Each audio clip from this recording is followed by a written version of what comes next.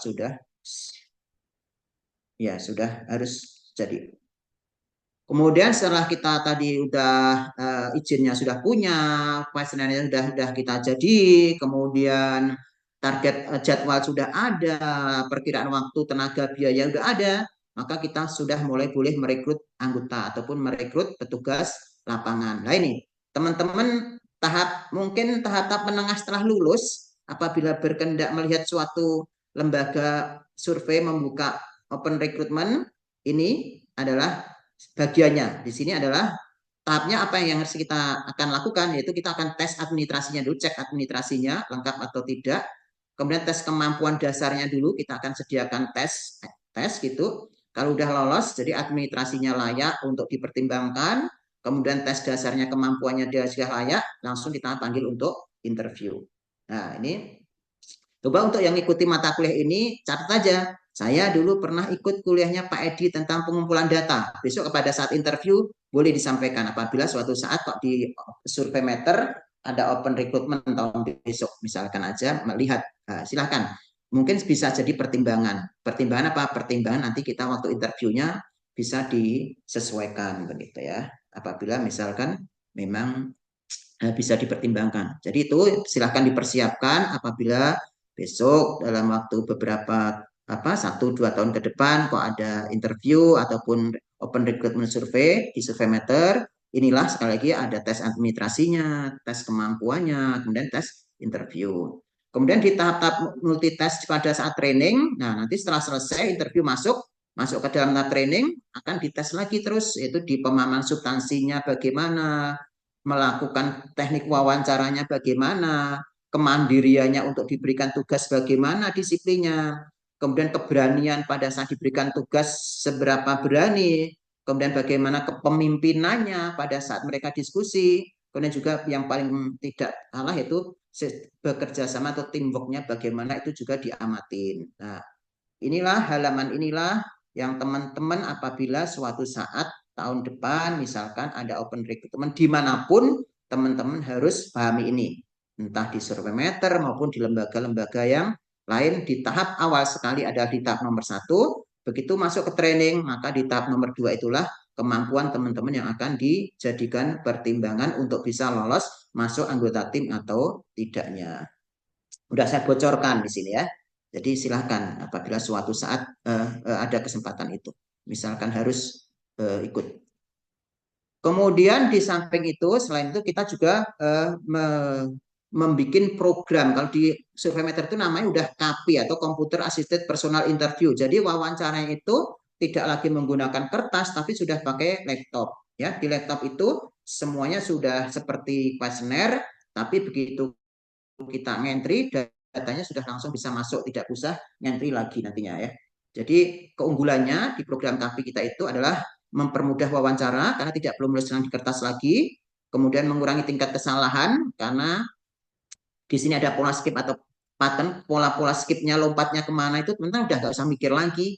Kalau laki-laki kemana, kalau udah nikah larinya kemana, kalau tinggal di lari kemana itu di komputer sudah ada semuanya ya, jadi enak. Kemudian konsistensi antar variabel itu juga ada di KAPI, yaitu kalau variabel di depan tadi jawabnya adalah si A, kok tahu-tahu di belakang kok diulang lagi kok jawabnya B, itu nggak akan mungkin terjadi di KAPI karena sudah diprotek. Kalau pertanyaan yang sama sih kadang-kadang memang ditanyakan kembali untuk seperti itu mengembalikan ataupun ya menjaga konsistensi daripada jawaban responden, bahwasanya itu jawaban itu dijaga. Begitu itu di KAPI kadang-kadang kita masukkan seperti itu ya. Nah, kemudian di tahap berikutnya di persiapan yaitu yang terakhir adalah training. Nah, di training apa aja? Tadi kita udah singgung tentang penilaiannya untuk teman-teman yang akan masuk menjadi petugas. Nah, yang diajarkan itu mulai dari overview tentang survei yang akan dilaksanakan. Kemudian kita ajari cara pengisian kuesionernya bagaimana, diajari konsep dasar wawancara itu bagaimana, begini loh cara wawancara itu. Kemudian perlindungan subjek itu juga diajarkan. Kalau kita ketemu responden, beberapa hal yang tidak boleh dilakukan terhadap responden adalah apa-apa aja. Bagaimana kita menghadapi responden itu seperti apa, itu semua diajarkan dalam training. Dan yang paling penting di sini adalah diajarkan penjelasan setiap pertanyaan penelitian. Jadi setiap pertanyaan itu diajarkan semuanya dengan detail, apa maksudnya, bagaimana cara menanyakannya, dan bagaimana cara memberi jawaban apabila mereka tidak tahu. Sehingga diharapkan semua peserta itu memiliki pemahaman yang sama terhadap pertanyaan yang kita ajukan. Semuanya persepsinya sama sehingga tidak memiliki pengertian yang berbeda-beda. Itu tujuannya daripada training. Kemudian diajar juga proses surveinya dari mulai berangkat sampai pulang lagi seperti apa diajarkan semuanya. Dan juga ada orientasi lapangan, yaitu akan dijelaskan masalah-masalah yang akan muncul di lapangan berdasarkan studi-studi terdahulu. Kita ada dikasih pengertian-pengertian nanti kalau di sana ada apa, di sana ada apa, itu kita juga berikan dalam training sehingga teman-teman tidak sudah siap untuk betul-betul ke lapangan. Itu bagian persiapan, yaitu metode trainingnya bisa ceramah, demonstrasi, dan praktek. Itu maksudnya peragaan, diskusi, tanya jawab, kemudian diberikan latihan. Jadi betul-betul pada saat training itu dari mulai teman-teman masuk belum tahu sampai keluar dari training teman-teman sudah betul-betul siap. Maka tahapan-tahapannya adalah banyak untuk tahapan latihannya ya. Latihan jangan. Kemudian sifat-sifat yang harus teman-teman miliki untuk menjadi seorang pewawancara itu harus jujur pasti, cermat, harus hati-hati, objektif, netral dalam bertanya, tidak boleh mengarahkan. Kemudian tulis pertanyaannya juga harus lengkap, tidak boleh setengah-setengah. Kemudian perhatikan penuh terhadap responden, kita harus punya perhatian kepada responden. Kemudian sanggup membuat wawancara terus berlangsung dan menghargai responden. Ini adalah karakteristik yang harus dimiliki oleh wawancara nanti apabila teman-teman tertarik untuk bergabung suatu saat menjadi pewawancara ya. Harus objektif, harus mau mendengar, harus mau membuat jalannya wawancara yang mungkin bisa 1 jam, 2 jam itu orang betah menemani kita wawancara menjawab semua pertanyaan kita. Itulah kunci suksesnya nanti sebagai seorang pewawancara. Bagian pertama untuk persiapan demikian mulai daripada pengurusan izin sampai akhirnya training teman-teman semuanya ya. Bagian yang kedua tentang perorganisasian survei. Nah, setelah kita selesai dengan training, siap ke lapangan, apa aja yang terjadi di lapangan yang sering kita lakukan, itu kita akan membicarakan tentang organisasi tim surveinya seperti apa sih, petugas-petugasnya di lapangan seperti apa, deskripsinya masing-masing bagaimana, pembagian wilayah kerjanya bagaimana, kemudian penyusunan rute dan target waktu pengumpulan datanya. Itu semua harus kita sampaikan, kita diskusikan bersama-sama.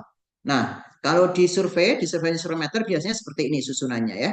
Jadi untuk sebuah survei seperti tadi ILAS, itu ada tim leader di atas paling atas, yaitu selagi penanggung jawab dibantu oleh asisten tim leader.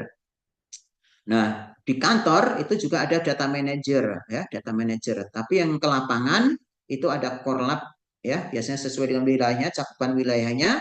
Kalau cakupan wilayah seluruh Indonesia, kita ada beberapa korlap, korlap Sumatera, korlap Jawa, korlap Bali NTB, korlap Kalimantan, korlap Sulawesi, dan korlap Indonesia Timur gitu biasanya. Nah, dari setiap korlap itu nanti masing-masing ada beberapa tim ya, beberapa tim yang dipegang oleh setiap korlap. Nah, di tim itu sendiri ada beberapa, yaitu ada supervisor, editor, dan pewawancara. Lah, kalau teman-teman pertama kali masuk, posisinya di pewawancara ini ya, pewawancara ini. Jadi kalau pertama kali masuk biasanya semua orang harus melalui pewawancara. Demikian juga saya dulu tahun 97, saya juga mulai dari pewawancara, meskipun sekarang sudah di tim leader. Ya. Kemudian di lapangan sepertinya timnya tadi udah, kemudian di kantor selain ada data manager, itu juga ada tim yang membantu penganalisis data, yaitu namanya tim PIP. Itu adalah organisasi sebuah tim untuk survei pengumpulan data yang sering dilakukan oleh Surveymeter. Bagaimana kemudian selanjutnya tentang tugas-tugasnya? Nah, tugas-tugasnya ya sesuai dengan job desk-nya, koordinator lapangan atau korlap itu ada tugas sendiri, supervisor ada tugas sendiri, editor ada tugas sendiri, pewawancara ada tugas sendiri ya. Coba kita lihat masing-masing. Jadi sejauh apa nanti tugas-tugasnya ya. Pembagian wilayah tim survei, maaf. Jadi untuk tugas-tugasnya tidak perlu kita, nanti ada di bagian belakang tugas-tugasnya apa. Terutama yang pewawancara aja ya, terutama ya karena pewawancara tentu pewawancara ya, pewawancara tugasnya adalah melakukan wawancara dengan baik sesuai dengan apa yang disampaikan dalam training. Itu aja udah tugasnya. Tugasnya adalah melakukan semua yang ditugaskan pada saat training dengan sebaik-baiknya. Mengikuti arahan daripada supervisor dan juga koordinator. Baik, untuk pembagian wilayah kerja timnya, jadi berdasarkan pertimbangan biaya, waktu, dan sebaran wilayahnya, kita bagi tim-tim yang tadi. Seperti ada Korlap Sumatera itu ada dibagi-bagi tim lagi, tim Medan, tim Sumatera Utara, tim Lampung, tim Sumatera Barat, dan sebagainya. Dan juga kelompoknya kadang-kadang bisa double provinsi karena misalkan geografisnya berdekatan Lampung dan Sumatera Selatan kayak gitu. Kalau Jawa lebih bisa lagi, Jawa Barat ditambah dengan Jakarta, Jawa Tengah ditambah dengan Jogja itu. Yang jadi catatan adalah bahwa wilayah pertama di lokasi itu harus sebaiknya kita masuk ke desa atau kelurahan yang transportasi dan komunikasinya mudah. Ya, teman-teman nanti apabila suatu saat sudah mengelola survei sendiri, itu catatan dari kami, carilah ataupun tempatkan tim di Wilcah pertama itu adalah di daerah yang akses transportasi dan komunikasinya mudah. Kenapa? Karena di Wilcah-Wilcah awal atau di minggu-minggu awal itu biasanya banyak permasalahan. Sehingga semua permasalahan itu bisa disampaikan ke tim dengan cepat dari tim pusat yang ada di kantor gitu. Kemudian wilayah terakhir itu usahakan yaitu tempat tujuannya orang pindah. Maksudnya apa? Maksudnya apabila terjadi harus melacak orang-orang yang pindah dari desa, nanti pusatnya adalah ke situ gitu. Nah, itu juga menjadi catatan juga. Sehingga apabila di akhir putaran kita masih banyak yang harus kita perbaiki, revisi, maka kita bisa yang ngumpul di daerah tersebut gitu. Kemudian wilayah terjangkau oleh supervisor harus bergerak antar tim. Jadi meskipun penggabungan, itu penggabungannya harus yaitu ya sedapat mungkin yang mudah lah, mudah dijangkau oleh supervisor. Tapi mudahnya kategori surveimeter itu bisa jadi mudah itu ya mudah antara Jawa Tengah dan Jawa Timur itu termasuknya mudah. Kalimantan Barat dan Kalimantan Tengah itu termasuknya mudah gitu. Target wawancara sesuai beban wawancara dan kesulitan medan serta responden target. Jadi target-target itu diatur sedemikian rupa yaitu sesuai dengan kesulitan medan, kemudian target wawancara. Jadi tidak sama rata kalau dalam survei itu disesuaikan dengan geografis dan tingkat kesulitan dari responden tersebut. Misalkan di Jawa Tengah itu respondennya relatif gampang, orangnya welcome, bahasanya mudah dimengerti, itu pasti targetnya akan lebih banyak dibandingkan dengan maaf di wilayah Indonesia bagian timur barangkali yang wilayahnya luas, susah transportasi, komunikasi susah itu lebih sedikit mereka beban kerjanya atau jumlah respondennya. Tapi secara waktu akhirnya bisa bersama-sama. Nah, itu pertimbangan-pertimbangan yang harus diperhatikan pada saat kita mengelola sebuah tim. Nanti apabila suatu saat teman-teman mengelola tim. Kemudian pelaksanaan surveinya sekarang. Bagaimana pelaksanaan surveinya? Yang jelas kita sekali lagi udah bisa menggunakan program KAPI, itu apabila misalnya kita face to face kita bisa KAPI, apabila misalkan memang keterbatasan biaya, kita nggak bisa langsung turun ke lapangan, kita bisa menggunakan yaitu pun survei. Di surveimeter meskipun kita pun survei pakai telepon, tetap kita sekarang pakainya KAPI komputer juga. Jadi di depannya kita tetap ada komputer, kita entry langsung meskipun wawancaranya dengan telepon tadi. Itu adalah gabungan antara pun survei dan KAPI langsung. Kalau web interview biasanya kita jarang sekali digunakan ya. Yang paling sering adalah KAPI ataupun pun survei tapi langsung KAPI juga.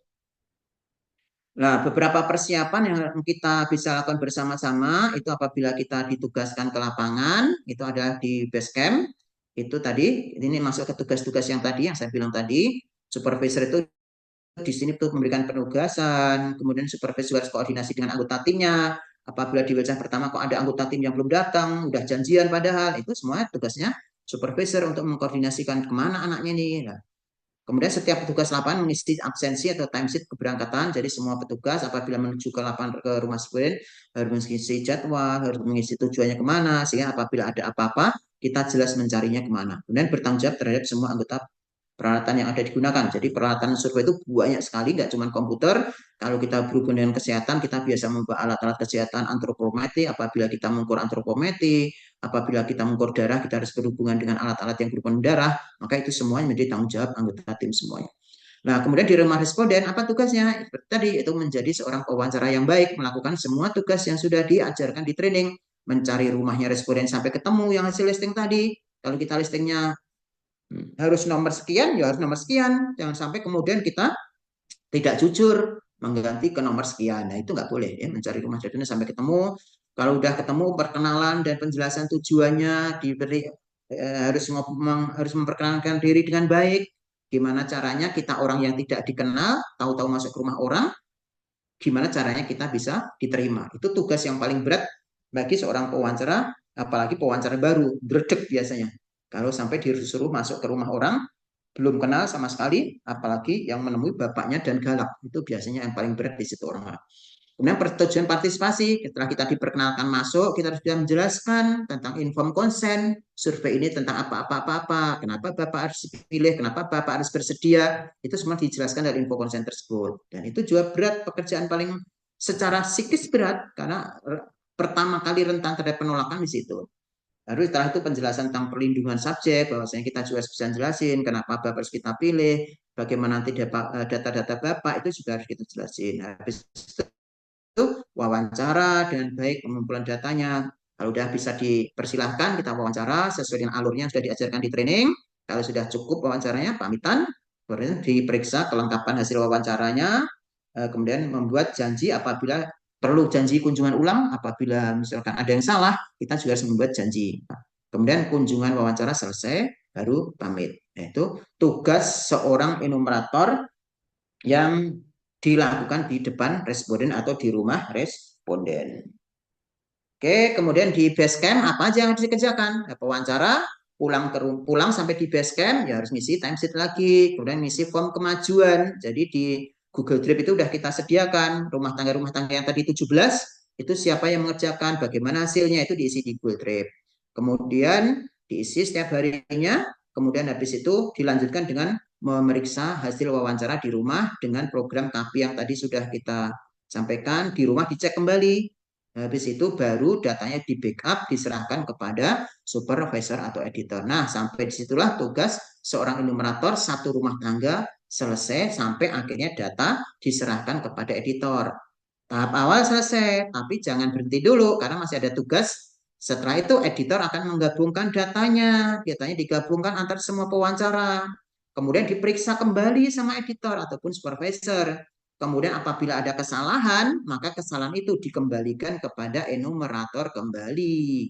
Jadi tugas enumerator selain wawancara selesai, punya tanggung jawab memperbaiki kembali apabila ternyata hasil pemeriksaan dari editor atau supervisor masih ditemukan beberapa kesalahan. Balik lagi, dibetulkan, baru setelah dibetulkan, dikembalikan atau dikirim lagi ke editor kembali, nanti di backup ulang. Nah, itu pekerjaan editor, tugasnya adalah memeriksa dari pekerjaan-pekerjaan teman-teman enumerator semuanya, membackup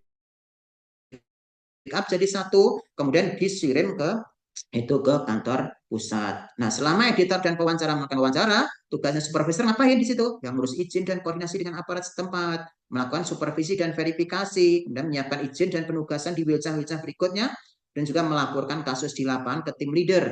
Kemudian juga mengawasi dan membagikan logistik setelah keuangan, setelah memimpin tim untuk pindah wilcah berikutnya. Itu semuanya jadi tanggung jawab supervisor, enumerator, santai aja udah untuk besok kemana santai aja. Pokoknya tugasnya wawancara, ya wawancara udah beres. Yang lain-lain diurusi oleh supervisor. Nah, kemudian data yang tadi sudah dikirim oleh supervisor ke kantor pusat ngapain? Kantor pusat digabungkan atau direkap dari semua tim yang ada di Indonesia. Di situ diperiksa lagi oleh tim PIP, diperiksa, kemudian dilihat lagi kesalahannya. Dan apabila ternyata muncul kesalahan dari kantor pusat, data itu masih dikembalikan lagi ke tim masing-masing. Jadi belum aman lagi. Enumerator belum aman karena data dari kantor pusat bisa juga dikembalikan lagi ke lapangan untuk yang harus diperbaiki. Nah, baru setelah diperbaiki lagi, baru setelahkan ke editor yang ada di lapangan, yang direktur lapangan yang mengirim ke PIP lagi, baru itu selesai petugas. Tugasnya enumerator betul-betul selesai untuk wilcah itu.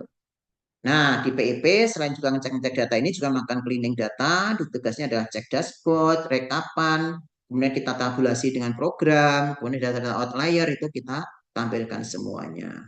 Nah, sekarang tugasnya tim leader ngapain kalau pas mengumpulkan data? Tugas tim leader itu adalah melaporkan perkembangan tim ke klien atau donor. Jadi tugasnya yang melaporkan ke klien atau donor itu hanya tim leader yang pada saat tertentu boleh diwakili. Jadi supervisor yang di lapangan, korlap itu tidak boleh melaporkan ke ke klien meskipun pada saat itu ada klien di lapangan, nggak boleh karena ada mekanisme pelaporan itu harus lewat tim leader dan mendiskusikan semua permasalahan di lapangan dengan klien dan menyampaikan solusi ke tim karena melakukan pengecekan data supervisi. Jadi semua permasalahan yang ada di lapangan itu oleh supervisor dilaporkan ke tim leader juga akan mendiskusikan kepada kliennya sehingga semua permasalahan itu klien juga bisa mengikuti dengan baik sehingga pengambilan keputusannya itu tidak sepihak dari kita saja. Itu akan menyelamatkan kita apabila di suatu saat di cleaning data terjadi data-data yang mungkin di luar ekspektasi. Itu sudah kita diskusikan bersama-sama dengan yaitu klien atau donor. Begitu secara keseluruhan bagaimana pekerjaan di lapangan itu berjalan oleh baik enumerator, editor, supervisor, PIP, data maupun yaitu tim leader dan klien bisa berjalan seperti yang kita harapkan. Tidak semulus itu sih memang tidak semulus itu perjalanan di lapangan ya, tidak semulus itu. Itu harapan kita seperti itu, tapi kadang-kadang di lapangan itu ada aja hal-hal yang membuat kita down atau kita merasa pengennya berhentilah, pengennya nggak usah lanjut aja lah itu apabila wawancara ditolak. Kalau baru ditolak itu biasanya langsung yaitu motivasinya turun. Nah, itu harus kita hadapi bersama-sama, yaitu kita harus didiskusikan dengan anggota tim ataupun supervisor. Kemudian dari penolakan itu biasanya nanti kita dibantu dengan anggota tim yang lain yang mungkin lebih senior. Sehingga apa? Sehingga tidak terjadi penolakan berulang. Kalau sampai gris ya nanti kita semakin down lagi. Kalau sampai ada pewawancara ditolak berkali-kali itu biasanya langsung down sekali. Jadi kita bantu dengan didampingi oleh yaitu senior yang lebih senior seperti itu. Permasalahan juga kadang-kadang jaringan internet susah sehingga tidak bisa pengukuran GPS dan kirim data. Jaringannya susah, yang waktu kata mengukur GPS, mengirim data itu susah.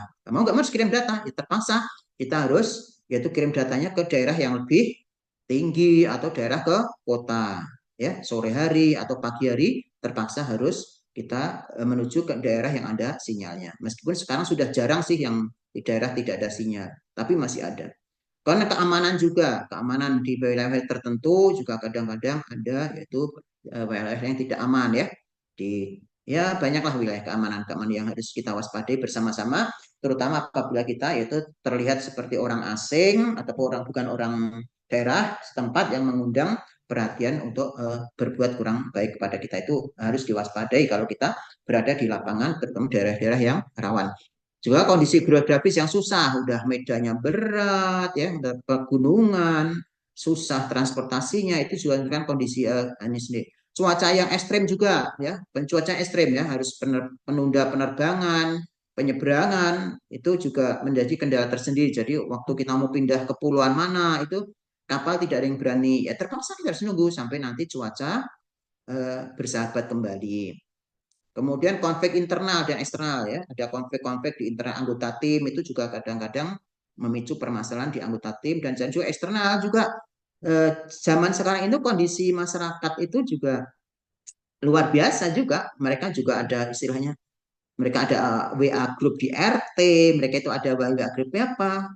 Kadang-kadang itu ada calon-calon responden yang menyebarkan, yaitu menyebarkan hal-hal yang tidak benar tentang kedatangan kita sehingga nanti kedatangan tim kita itu ditanggapi dengan kurang baik oleh masyarakat yang lain itu kadang-kadang juga muncul sekarang-sekarang ini. Jadi itu semua menjadi tantangan ketika kita berada di lapangan meskipun kita sudah sebaik apapun merencanakan, training sudah kita desain sebaik mungkin, tapi ternyata tantangan-tantangan seperti ini tetap akan muncul di luar yang kita rencanakan bersama-sama. Oke, itu sudah bagian yang ketiga. Satu lagi tentang pengawasannya. Nah, sudah kita ceritakan dengan lengkap tadi dari persiapan, kemudian sampai ke pengorganisasiannya, sampai pelaksanaannya. Nah, sekarang kita mengawasinya gimana sih sebenarnya? Untuk orang sebanyak itu bisa semuanya berjalan lancar sesuai harapan kita, itu seperti apa sih? Ini pengawasannya. Jadi, meskipun kita melibatkan banyak orang, bisa seratusan orang di lapangan, itu sejak awal kita sudah melakukan pengawasan itu di program KAPI. Jadi, di program itu sudah kita desain bagaimana caranya teman-teman itu tidak melakukan kesalahan, ya. Jadi sudah membuat program-program yang bisa istilahnya itu menekan kesalahan yang mungkin bisa dilakukan oleh enumerator ataupun pewawancara. Kita udah desain itu ya, sudah desain. Jadi mungkin tidak konsisten dengan yang depan itu sudah kita protek. Mungkin mereka memasukkan angka-angka yang di luar batas itu sudah kita batasin gitu. tanggal, nggak boleh lah tanggal 32. Itu udah kita protek sehingga itu yang pertama pengawasannya sudah kita lakukan di program yang kita buat. Nanti teman-teman juga. Nah, kemudian saat pengumpulan data kita juga ada pengawasan itu supervisor itu juga melakukan pengecekan data ya. Supervisor melakukan supervisi, kemudian editor melakukan yaitu pemeriksaan tadi sudah kita jelasin tadi. Selain itu juga di tim PIP atau di kantor juga melakukan pemeriksaan data tadi juga. Nah, selama tim bergerak di lapangan, pemeriksaan atau pengawasan ini berjalan juga. Dan setelah tim lapangan selesai, kita juga masih ada tahap lagi yaitu pembersihan data atau data cleaning saat tim sudah selesai di lapangan semuanya. Itu juga ada lagi data sebelum kita finalisasi kita tutup, itu masih ada tahap terakhir di kantor yaitu data dibersihkan atau di cleaning data. Oke, sebentar.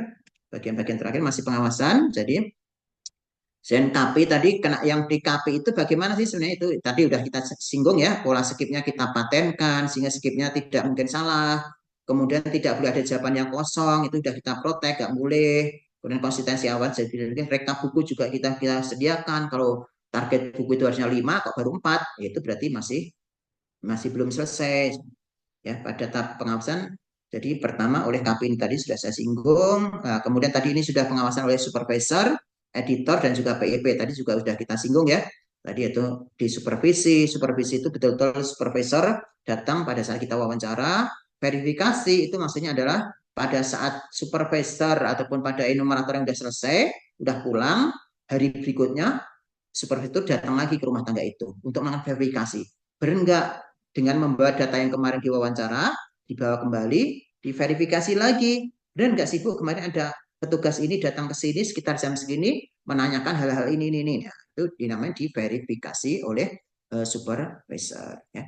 Sementara editor yang tadi memeriksa tadi, PIP juga memeriksa tadi. Itulah bentuk-bentuk pengawasan yang dilakukan selama tim berjalan di lapangan baik oleh supervisor, editor maupun PIP. Dan terakhir tadi yaitu pengcleaning data. Di cleaning data tadi dia pengurusan kelengkapan kuesioner, target, kemudian memeriksa catatan wawancara jika ada. Melakukan di cleaning data ini masih ada tugas lagi yaitu melakukan kontak ulang ke responden jika terpaksa. Jadi kalau sampai dari semua tadi yang sudah kita lakukan kok masih ada juga kelewatan data, maka terpaksa kita harus revisi dengan cara pun survei apabila masih memungkinkan. Dan terakhir, apabila masih juga ada jawaban-jawaban terbuka yang terpaksa dituliskan, kita harus mengcoding ulang itu jawaban terbuka tersebut. Apakah bisa dimasukkan ke dalam pilihan-pilihan jawaban yang sudah kita sediakan. Dan bagian terakhir, pelaporan. Setelah ini saya akan berikan kesempatan pada teman-teman semua untuk memberikan komentar apabila ada pertanyaan. Nah, setelah itu pelaporannya apa aja? Jadi pelaporannya untuk survei-survei yang kita lakukan atau penelitian yang kita lakukan, itu bentuknya pertama, kita harus memberikan laporan pelaksanaan ke BRIN dan lembaga yang melakukan perizinan.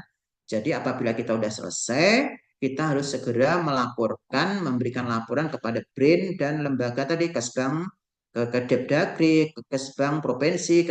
Ini harus kita lakukan. Kenapa? Karena kalau sampai ini tidak kita lakukan, nanti pada saat kita mengajukan perizinan lagi, kita ditagih. Loh yang kemarin belum melaporkan. Nah, akhirnya terjadi kendala untuk di proyek berikutnya. Jadi segera harus dilakukan melaporkan kepada lembaga-lembaga pemberi izin tadi. Selain itu juga laporan pelaksanaannya ke klien atau donor. Begitu selesai, kita harus melakukan laporan kepada donor atau klien kegiatan sudah selesai, dengan laporan singkat harus kita laporkan. Biar donor juga sudah tahu, oh ternyata pengumpulan data untuk kegiatan ini sudah selesai. Kemudian juga laporan analisis ke klien. Setelah itu kita ada tahap untuk analisis. Nah, laporan inilah yang kita serahkan ke klien yang terakhir.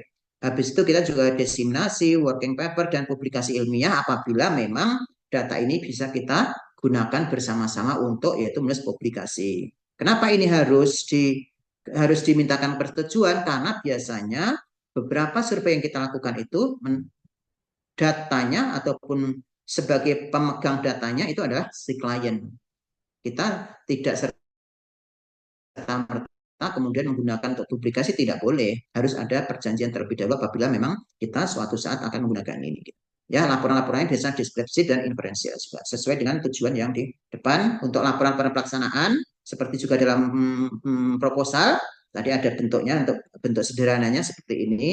Jadi bisa dituliskan dengan singkat, tidak terlalu tebal, bisa yang penting yaitu untuk pemberi izin kita sudah terpenuhi, persyaratan itu sudah terpenuhi dan juga kepada klien paling enggak laporan kegiatan secara ini secara keseluruhan sudah tercover lah, diberikan lampiran-lampiran seperlunya ya pada tahap awal dari kegiatan terakhir untuk pelaporan ini sudah kita selesaikan. Baru untuk proses agak lama untuk analisisnya itu agak lama biasanya ya.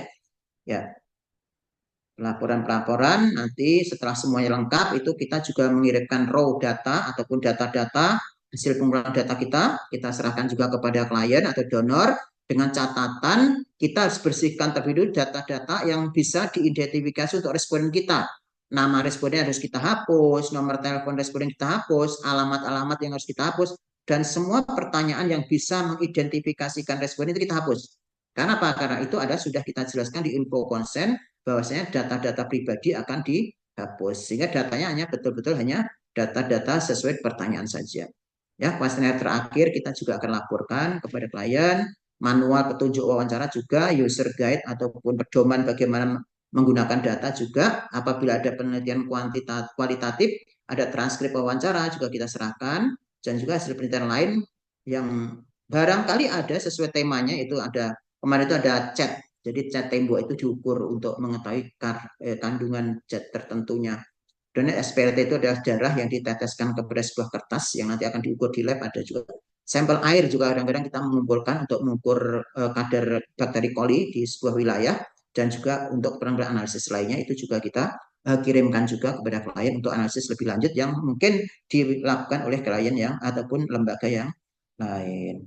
Demikian Bu Rini dan juga Pak Farid dan juga teman-teman semuanya bagian pertama dari sesi ini tentang bagaimana sebuah pengumpulan data dilakukan. Barangkali ada yang mau ditanggapi, ditanyakan, kami persilahkan terlebih dahulu ya. Iya, terima kasih Pak Edi. Untuk ya rekan-rekan mahasiswa bagaimana? Adik-adik mahasiswa ada pertanyaan? Oh ada. Ada Pak, saya bacakan ya Pak. Silakan. Ada di kolom chat. Mohon maaf, saya ingin bertanya. Dalam penyusunan instrumen, tadi diberikan contoh bahwa pertanyaan yang baik adalah memiliki pola jawaban yang konsisten ketika diuji. Pertanyaannya, apa saja yang perlu diperhatikan untuk mengetahui apakah pola jawaban tersebut konsisten atau tidak? Gitu, Pak. Ya, sebentar ya. Layarnya masih ya? Masih.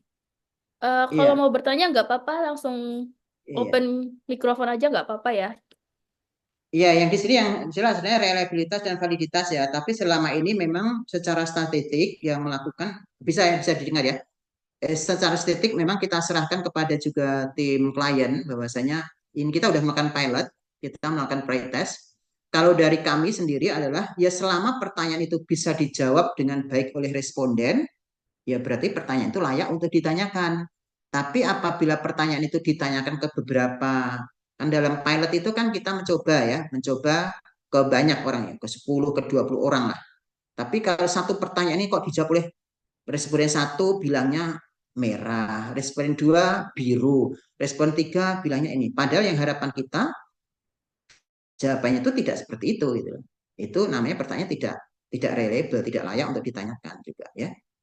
Itu dari situ aja biasanya kita ngukurnya adalah sesuai dengan harapan kita karena pertanyaan itu sifatnya harusnya kita udah punya prediksi banyak pertanyaan itu kalau kita mengevaluasi sebuah program itu jawaban itu harusnya sesuai dengan juknis yang ada di program gitu loh. Nah, kalau sampai kok setelah kita uji jawabnya kok macam-macam, ya berarti pertanyaan itu tidak layak kita tanyakan kepada responden di level rumah tangga.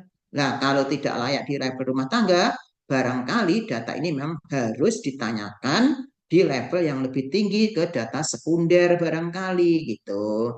Ya, jadi bukan berarti nggak dapat data bisa masih bisa dapat juga mungkin ditanyakan ke pengelola program dengan cara yaitu nanti ke data sekunder atau nanti barangkali juga dengan mix metodenya itu dengan cara kualitatif tapi dengan cara itu tadi. Jadi intinya seberapa seberapa kayak apa sih pertanyaan itu layak ditanyakan atau enggak itu tergantung dari uji pilot uji pretestnya. Kalau itu lancar-lancar aja dijawab oleh responden, ya berarti itu memang layak, tidak menimbulkan variasi yang tajam di antara beberapa responden yang kita uji. Tapi kalau sampai pertanyaan itu kita tanyakan, tapi jawaban responden itu susah menjawab, lama, atau sangat bervariasi, itu berarti tidak layak. Misalnya sebagai contoh aja ya, sebuah pertanyaan menanyakan, Pak, seberapa tingkat, misalkan tingkat pencemaran di sini, apa itu kan si A bilang gini, si B bilang gini, si C gini, akhirnya kan tidak mendapatkan jawaban yang kita harapkan, karena tingkat pencemaran ya mungkin kita harus menanyakan kepada data sekunder yang sudah dikumpulkan mungkin di level desa atau di mana. Itu contoh yang kita maksudkan bahwa pertanyaan itu adalah layak atau tidak ditanyakan kepada responden. Bisa memperjelas dari pertanyaan? Iya, siap Bapak. Gimana? Ya. Miftahus Sudur. Bisa open mic kalau memang ada yang mau disanggah, mau ditanyakan lagi. Oke Pak, mungkin saya Pak yang mau melanjutkan pertanyaan tadi. Karena memang beberapa kemarin kan saya pernah ikut penelitian Pak di kampus saya yang sebelumnya itu memang mengajukan pertanyaan, membuat pertanyaan di kuesioner itu susah ya Pak. Kadang kita membuat pertanyaan yang ambigu sehingga narasumber itu susah untuk menjawab. Kadang kita membuat pertanyaan juga sebenarnya pertanyaan itu tidak layak ditanyakan kepada narasumber tertentu. Seperti itu nggak Pak? Jadi mungkin Ya. butuh ya kali ya Pak pelatihan dari survei meter. Gimana trik dan tipsnya membuat pertanyaan, membuat wawancara. Ada pelatihan gitu loh Pak dari lembaga survei. Ya, memperjelas yang tadi kasus yang sudah pernah dialami. Jadi sekali lagi, survei itu kan biasanya pertama memang didesain untuk mengevaluasi sebuah program biasanya ya. Biasanya, jadi ada program tertentu yang sudah diluncurkan oleh pemerintah, baik oleh dinas kesehatan, baik oleh dinas pendidikan, apapun lah itu pasti ada programnya. Nah, program itu biasanya ada juknisnya gitu. Nah, otomatis pertanyaan-pertanyaan yang kita ajukan itu adalah mengevaluasi daripada program-program tersebut sudah bisa berjalan atau tidak begitu. Sehingga pertanyaan-pertanyaan itu adalah bersumber daripada input-input yang ada di juknis tadi gitu. Nah, sehingga apa? Sehingga harapannya adalah pilihan-pilihan jawaban yang akan kita sodorkan atau pertanyaan dengan jawaban tertutup itu adalah sudah mengacu kepada yang ada di dalam petunjuk juknis tadi. Jadi yang pertama sesuaikan dulu dengan yaitu programnya. Yang kedua itu adalah ya sekali lagi mengacu pada penelitian-penelitian sebelumnya yang mungkin sudah dilaksanakan di negara-negara yang lain. Karena penelitian-penelitian tentang kesehatan kita biasanya mengacu di negara-negara yang lebih maju ya tentang tingkat depresi seperti itu ya, tentang kemudian pengukuran kognitif itu juga. Jadi survei-survei yang dari klien dari luar itu biasanya itu adalah dibawa dari negara-negara maju untuk diuji coba di negara berkembang seperti Indonesia kayak gitu. Nah itu boleh yaitu kita memakai instrumen yang dari sana yang kemudian di sini. Sekali lagi kalau surveinya itu sudah pernah dilakukan di negara lain yang sudah dibawa ke negara kita, biasanya pilihan-pilihan jawabannya sudah tertutup dan itu bisa dijawab. Nah, makanya untuk seperti kasusnya Bu Rini, sekali lagi pilot dan pretest itu penting ya. Jangan gubrak-gubuk dibikin kemudian dibawa ke training besar. Harus ada pilot dan pretestnya gitu ya. Pilot dan pretest itu betul-betul harus kita ujikan oleh kita sendiri dan teman-teman selevel supervisor maupun korlapnya. Itu kuncinya di situ. Jadi tidak ada metode khusus yang harus diajarkan untuk dalam pembuatan kuesionernya. Intinya adalah harus konsisten dengan program yang harus kita evaluasi dan juga yaitu bisa mengacu kepada beberapa instrumen atau pertanyaan variabel-variabel yang sudah ada di survei yang lain. Dan jangan lupa karena responden mempunyai karakter dan yang beda di negara lain, tetap harus kita uji betul-betul di fase pilot dan pretest. Meskipun secara statistik untuk reliable dan kemudian kevalitannya juga ada, tapi cukup saya jelaskan selama itu lancar-lancar aja ya udah berarti layak gitu. di Yap. beberapa orang jawabannya kok hampir sama, ya berarti itu udah Hmm. presisi gitu aja. Intinya seperti itu. Ya, Oke, gitu Bu, siap cara Bapak. cara simpelnya seperti itu cara mengetes kesiapan kuesionernya instrumennya. Hmm. Ya, Oke, siap Bapak. Gimana dari mahasiswa ada yang mau bertanya lagi?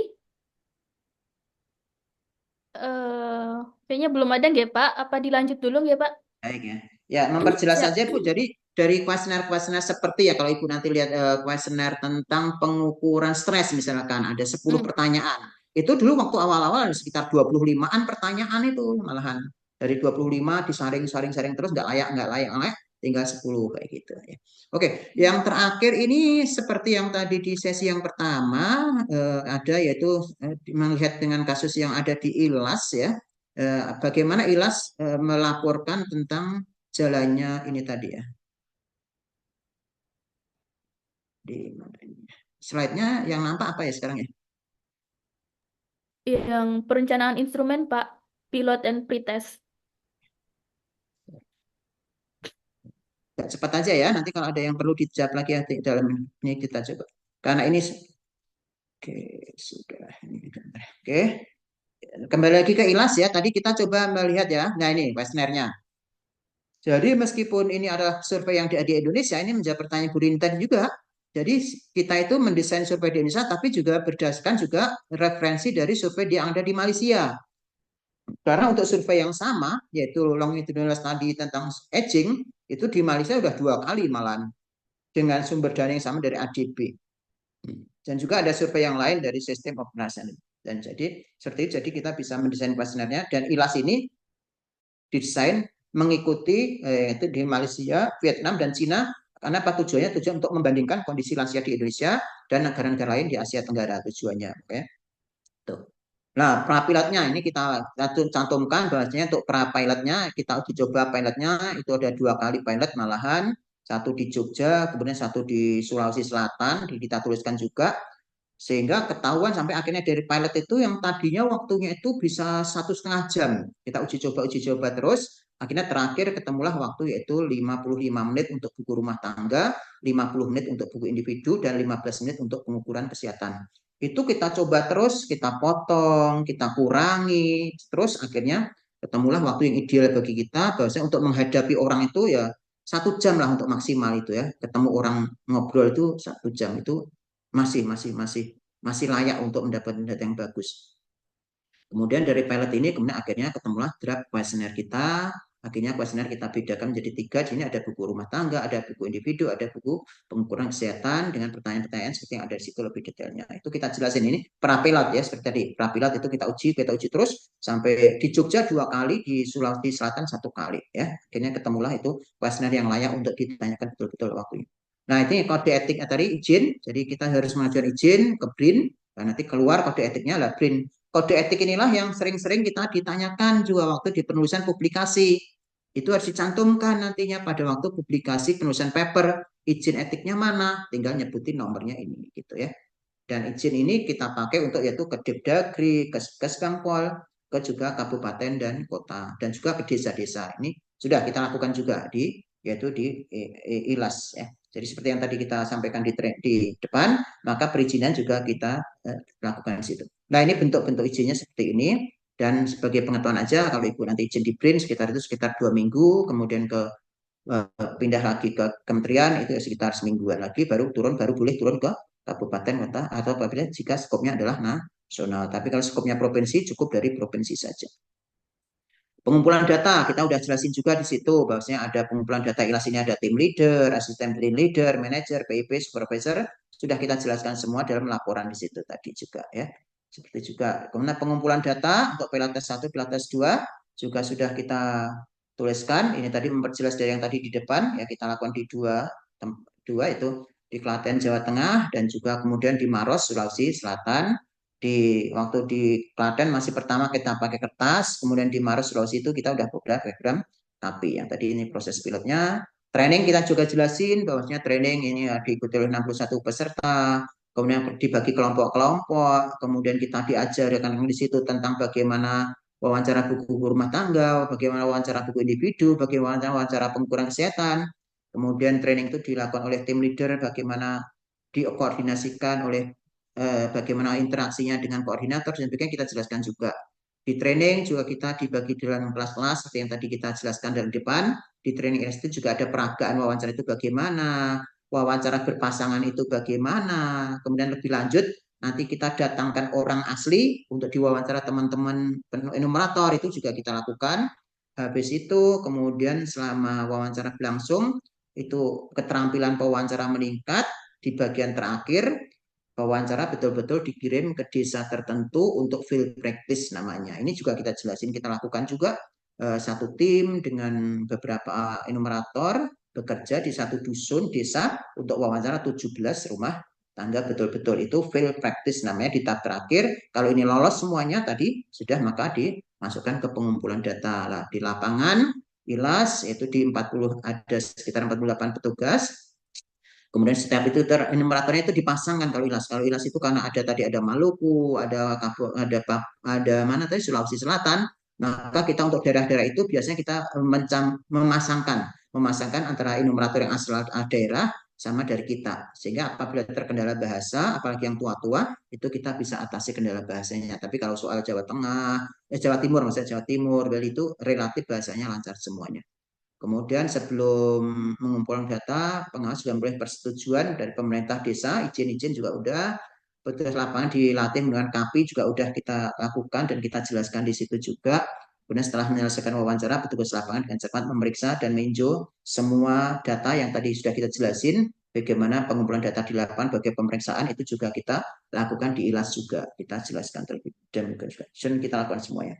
Validasi dan kontrol data juga dijelaskan juga di ILAS dan juga dilakukan, bahwanya dipantau, diawasi dari website maupun dari tahapan-tahapan proses dari mulai wawancara oleh program KAPI, supervisor, oleh PIP, dan oleh programmer sebelum diunggah. Tadi juga kita lakukan di ILAS ini dan kita laporkan dalam laporan. Dari KAPI juga kita sudah laporkan juga dalam ILAS dan juga sudah kita terapkan bahwasanya pengumpulan data dengan KAPI menggunakan metode KAPI di mana petugas tinggal memasukkan datanya saja. Kemudian metode KAPI pengumpulan data memberikan keuntungan kita juga sampaikan juga di ILAS karena sesuai dengan apa yang sudah kita janjikan seperti yang kita jelaskan di depan. Kemudian untuk pewawancara itu juga kita sudah jelaskan bahwasanya pewawancaranya sesuai dengan yang sudah kita tadi jelaskan.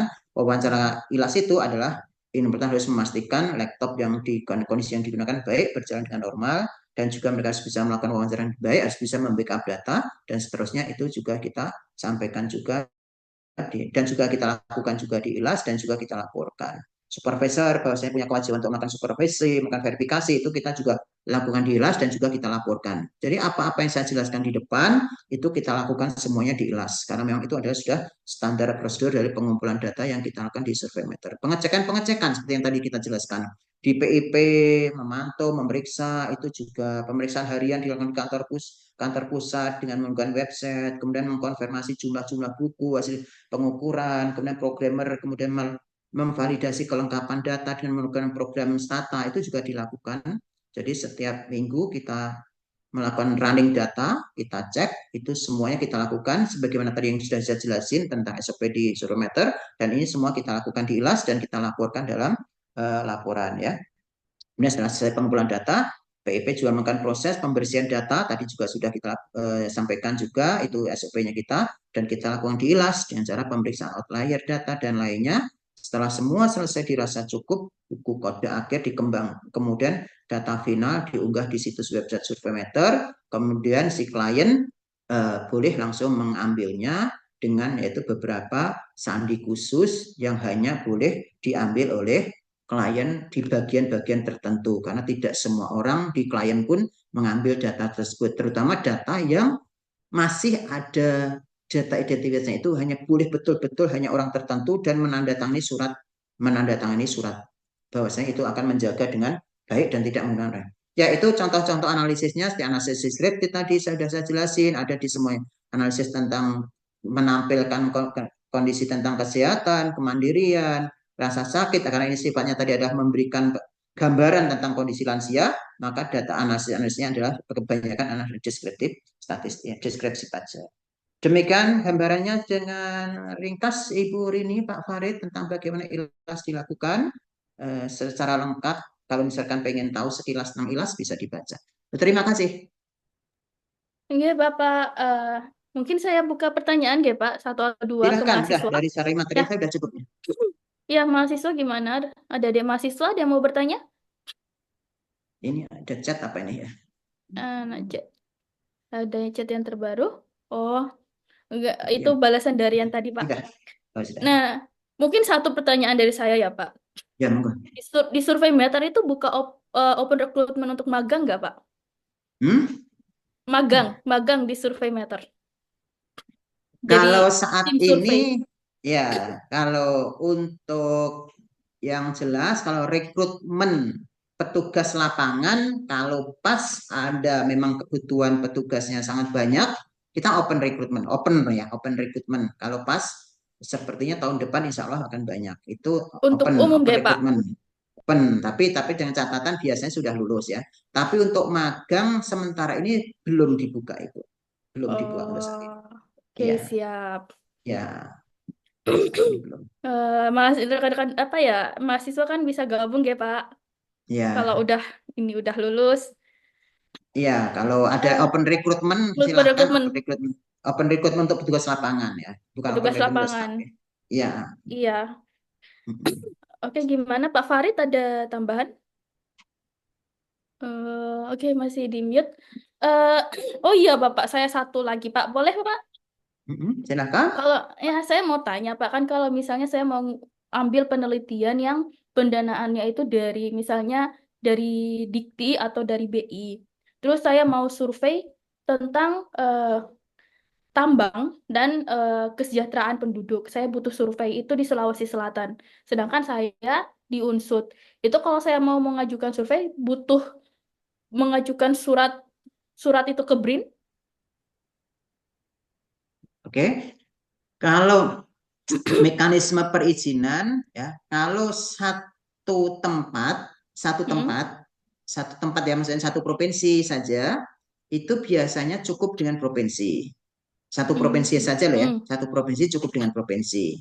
Tapi kalau bisa dicoba langsung ke provinsi, karena satu provinsi Mm. aja loh ya, dengan catatan waktu di proposalnya udah jelas provinsinya adalah Mm. satu provinsi itu aja itu. Tapi Mm. apabila kok terpaksa ternyata provinsi minta, ya terpaksa harus naik ke atas. Itu bisa dicoba. Oh, berarti tetap nih Pak, untuk semua kegiatan penelitian yang membutuhkan survei itu harus pengajuan izin ke BRIN.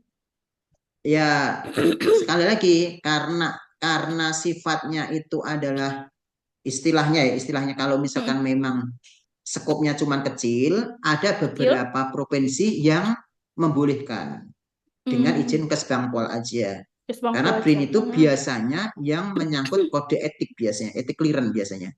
Yang melibatkan tentang pengambilan darah, itu ada etik clearance harus Oh. dikeluarkan ya. Itu harus BRIN. Mm. Sekarang etik clearance harusnya lebih banyak ke BRIN, bukan ke lembaga yang lain. Karena dari BRIN langsung keluar etik clearance dan izin kegiatan. Ya, tapi paling Oh, aman memang oke. lewat sana.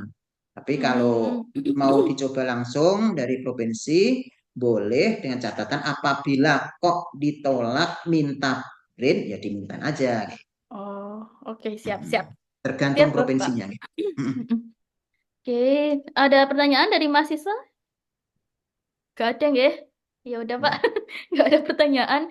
eh Bagaimana apa ini ya, Pak ya? Eh saya tutup apa gimana nggak, Pak Farid? Oke. Boleh saya pesan sebentar? Ya, boleh, Pak. Silakan, Eh, monggo. Bapak, Ibu, dan teman-teman semuanya, apabila sesuai dengan jadwal, besok hari Jumat kita akan ketemu langsung di Mm-mm. kampus, akan melanjutkan untuk yaitu dengan agenda, sesuai dengan agenda itu kita akan mencoba untuk betul-betul melakukan bagaimana sampling, bagaimana melakukan wawancara pengumpulan data, bagaimana menganalisisnya. Itu kita merencanakan untuk bisa partisipasi dari teman-teman semuanya, karena kita akan melibatkan coba dengan N populasi adalah semua peserta yang hadir, mengambil sampel dari sebagian populasi yang hadir, kemudian mengisi kuesionernya, kemudian mengcleaningnya, kemudian menganalisisnya bersama-sama. Jadi apabila itu sesuai dengan rencana, kita akan bertemu besok hari Jumat, dan menganalisisnya kalau bisa kita pakai stata biar agak cepat, teman-teman bisa mempersiapkan Stata, bisa di-download di mana aja ya. Tapi kalau misalkan belum siap ya kita paling nggak sebagian sudah bisa mengikuti itu akan lebih baik. Begitu ya. Jadi kalau Ya, besok Jumat, kalau kita ada sesi itu betul-betul kita interaktif, harus melibatkan keikutsertaan dari semua teman-teman semua. Itu aja Ibu sebagai pengantar ya, untuk kegiatan hari Jumat sesuai dengan rencananya. Terima kasih. iya aman Bapak, karena kemarin juga sudah saya perkenalkan Stata ke beberapa mahasiswa di kelas yang saya ampuh. Ya. Ya, oke.